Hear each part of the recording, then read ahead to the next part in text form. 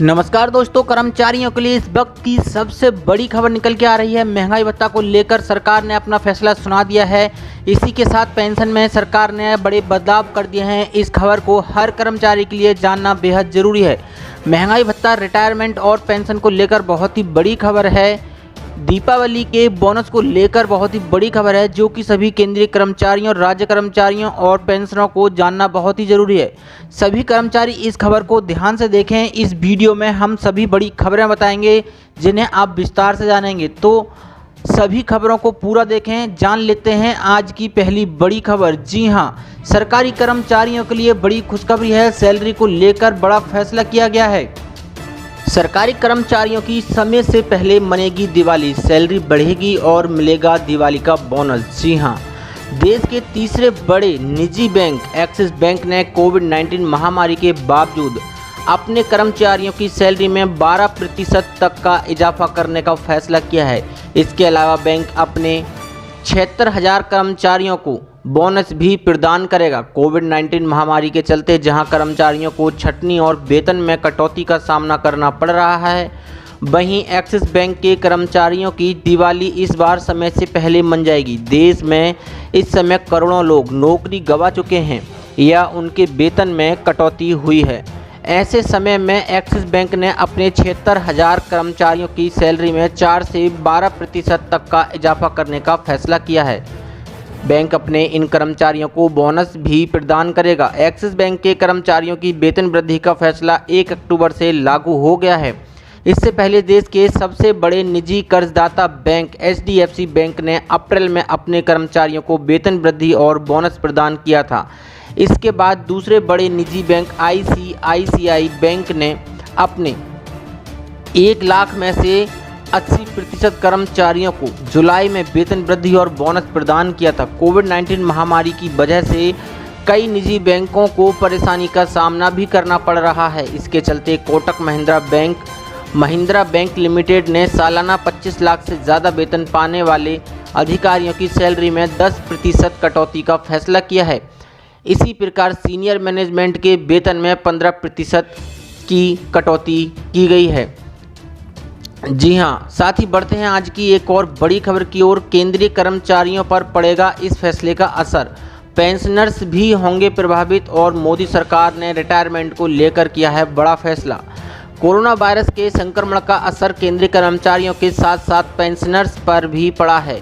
इन पर महंगाई भत्ते यानी DA की सीधी मार पड़ी है। यदि आपको याद हो तो सरकार ने अप्रैल के महीने में निर्णय लिया था कि केंद्रीय कर्मचारियों के साथ साथ पेंशनर्स का जनवरी 2020 से जून 2021 तक महंगाई भत्ता नहीं बढ़ाया जाएगा। सरकार के निर्णय पर एक नज़र डालें तो जनवरी 2020 से DA में बढ़ोतरी की जो घोषणा हुई थी वह भी लागू नहीं की गई। यही नहीं, इसका असर जून 2021 तक रहेगा। इस खबर के बाद केंद्रीय कर्मचारियों और पेंशनर्स में मायूसी छा गई है। इस तय सीमा के बाद सरकार का क्या निर्णय होगा, इस पर सबकी निगाहें टिकी हुई हैं। सरकार के इस निर्णय से थोड़ा लाभ ये होगा कि देश के राजस्व में बढ़ोतरी होगी। इधर रिटायरमेंट को लेकर भी सरकार से कुछ कड़े कदम उठाए गए हैं। कार्मिक मंत्रालय के आदेश ने लोगों को चिंता में डाल दिया है। दरअसल मंत्रालय ने कर्मचारियों के रिटायरमेंट से पहले इससे संबंधित एक आदेश दिया है। केंद्र सरकार ने अपने सभी विभागों से नौकरी में 30 साल पूरे कर चुके कर्मचारियों के सेवा रिकॉर्ड की समीक्षा कर अक्षम या भ्रष्ट कर्मचारियों को चिन्हित करने और उन्हें जनहित में समय से पहले सेवानिवृत्ति करने को कहा है। कार्मिक मंत्रालय के एक आदेश में ये कहा गया है कि सिविल सेवा पेंशन नियम 1972 के मौलिक नियम FR 56J और 56I तथा नियम 48(1)B के तहत कर्मचारियों के कार्य प्रदर्शन की समीक्षा की जाती है, जो उचित प्राधिकार को किसी सरकारी सेवक को जनहित में आवश्यक लगने पर सेवानिवृत्ति करने का संपूर्ण अधिकार देता है। गौरतलब है कि नरेंद्र मोदी सरकार ने पिछले साल भी अक्षम और भ्रष्ट कर्मचारियों को नौकरी से हटाया था। ऐसे कर्मचारियों को मोदी सरकार ने जबरन रिटायरमेंट दे दिया था। इस कोरोना काल में केंद्र की मोदी सरकार ने जनहित के मामलों में कई कदम उठाए हैं, जिसने लोगों को राहत दी है, जैसे गरीबों को फ्री में अनाज उपलब्ध कराना, लोन में राहत देना, जनधन खातों में पैसे भेजना आदि। साथ ही बढ़ते हैं आज की एक और बड़ी खबर की ओर। ट्रेन रिजर्वेशन नियमों में बड़ा बदलाव किया है। अब नहीं चलेगी टीटीई की मनमानी। जी हां, रेलवे में सफ़र करने वालों के लिए बड़ी खुशखबरी है। कोरोना काल में स्पेशल ट्रेनें चलाकर रेलवे ने लोगों को बड़ी राहत दी है। अब धीरे धीरे हालात सामान्य हो रहे हैं और ट्रेनों की संख्या बढ़ाई जा रही है। दिवाली से पहले ट्रेनों की बढ़ती वेटिंग लिस्ट बता रही है कि लोग अब नए नियमों का पालन करते हुए सफ़र करने को तैयार हैं। अब लोगों ने रिजर्वेशन के लिहाज से यात्रियों को बड़ी राहत दी है। यात्रियों की सुविधाओं को ध्यान में रखते हुए इंडियन रेलवे ने टिकट आरक्षण के नियमों में बड़ा बदलाव किया है। अब ट्रेनों में टिकट आरक्षण का दूसरा चार्ट ट्रेन के स्टेशन से छूटने से आधे घंटे पहले भी जारी किया जाएगा। बता दें, रेलवे आरक्षण का पहला चार्ट ट्रेन के स्टेशन से छूटने से 4 घंटे पहले जारी करता है। अधिकारियों के मुताबिक रेलवे का यह फैसला अपने जोनल रेलवे के आग्रह पर किया गया है। दूसरा चार्ट जारी करने का उद्देश्य पहले वाले रिजर्वेशन चार्ट में खाली सीटों पर ऑनलाइन या टिकट खिड़की से टिकट बुक बंद करना है। जाहिर तौर पर इससे जहां वेटिंग लिस्ट यात्रियों को आखिरी वक्त तक मौका मिलेगा, वहीं ट्रेन में टीटीई की मनमानी भी खत्म होगी। कहा जा रहा है कि आने वाले दिनों में ट्रेनों के संचालनों में बदलाव हो सकते हैं। कोरोना महामारी के दौरान रेलवे के स्पेशल ट्रेनों के खुलने के 2 घंटे पहले दूसरा आरक्षण चार्ट जारी करने का अस्थायी निर्णय लिया था।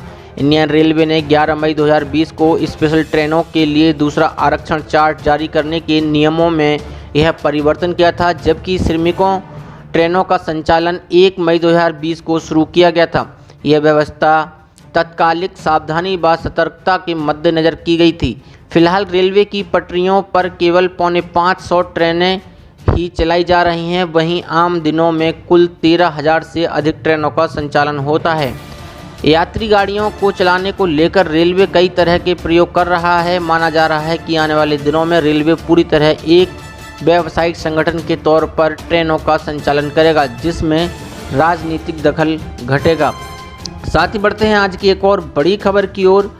सोना हुआ 454 रुपये प्रति 10 ग्राम महंगा, चांदी के दाम 751 रुपये बढ़े। जी हां, अमरीकी डॉलर के मुकाबले भारतीय रुपये में आई कमजोरी के चलते घरेलू बाजार में सोने की कीमतें बढ़ गई हैं। दिल्ली सर्राफा बाजार में 10 ग्राम सोने के दाम 454 रुपये बढ़ गए हैं। वहीं 1 किलोग्राम चांदी के दाम 751 रुपये बढ़ गए हैं। एक्सपर्ट्स का कहना है कि अमरीकी राष्ट्रपति डोनाल्ड ट्रंप के स्वास्थ्य में आए सुधार और अमरीकी की ओर से राहत पैकेज के प्रयास आगे बढ़ने की उम्मीद के चलते अंतर्राष्ट्रीय स्तर पर डॉलर के बढ़ने से सोने की कीमतें लुढ़क गई हैं। अब कारोबारियों की नज़र अमेरिकी केंद्रीय बैंक फेडरल रिजर्व की चेयरमैन जेरोम पॉवेल की टिप्पणियों पर है।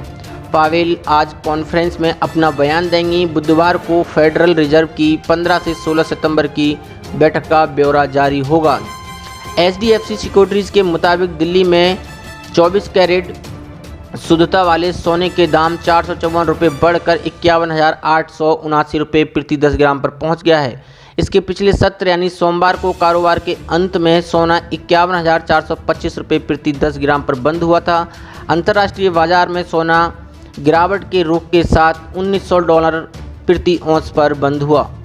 गोल्ड की तरह चांदी की कीमतों में भी तेजी देखने को मिली है। मंगलवार को 1 किलोग्राम चांदी के दाम 751 रुपये बढ़कर 63,127 रुपये प्रति किलोग्राम पर पहुंच गए हैं। वहीं इससे ठीक एक दिन पहले सोमवार को चांदी 62,376 रुपये प्रति किलोग्राम पर बंद हुई थी। अमेरिकी राष्ट्रपति डोनाल्ड ट्रंप को अस्पताल से छुट्टी मिल गई है और उन्होंने फिर से कामकाज संभाल लिया है। इससे वैश्विक जोखिम की धारणा में सुधार हुआ है। इसके अलावा डॉलर में नरमी से भी सोने के दाम स्थिर हैं। दुनिया की दूसरी प्रतिद्वंदी मुद्राओं के मुकाबले डॉलर इंडेक्स 0.1% की गिरावट आई। अन्य कीमती धातुओं में चांदी 0.1% बढ़कर $24.37 प्रति औंस हो गई है। प्लेटिनम 0.1% बढ़कर $897.99, जबकि पैलेडियम 0.2% की गिरावट के साथ $2356.85 पर बंद हुआ। साथ ही बढ़ते हैं आज की एक और बड़ी खबर की ओर। त्योहारी सीजन से पहले मिडिल क्लास को मिलेगी सौगात। 9 अक्टूबर को होगा बड़ा फैसला। जी हां, अगर आप लोन की ब्याज दर के कम होने का इंतजार कर रहे हैं तो आपके लिए 9 अक्टूबर का दिन अहम हो सकता है। दरअसल केंद्रीय रिजर्व बैंक आरबीआई ने मंगलवार को कहा कि मौद्रिक नीति समिति एमपीसी की अगली बैठक 7 अक्टूबर से शुरू होगी। इस बैठक के नतीजे 9 अक्टूबर में आने वाले हैं। फेस्टिव सीजन को देखते हुए यह बैठक काफ़ी अहम है। इस दिन रेपो रेट के जरिए ये तय हो जाएगा कि लोन की ब्याज दर में कटौती होगी या नहीं।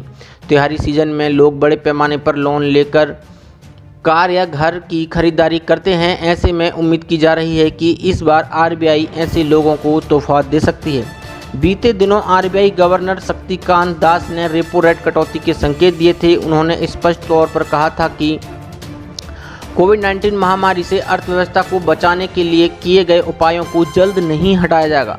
ज़रूरत पड़ने पर ज़रूरी फैसले लिए जाएंगे। आपको बता दें कि आरबीआई ने 6 अगस्त को जारी नीतिगत समीक्षा में रेपो दरों में कोई बदलाव नहीं किया था। केंद्रीय बैंक इससे पहले पिछले 2 बैठकों में नीतिगत दर में 1.15% की कटौती कर चुका है। फिलहाल रेपो दर 4%, रिवर्स रेपो दर 3.35% है।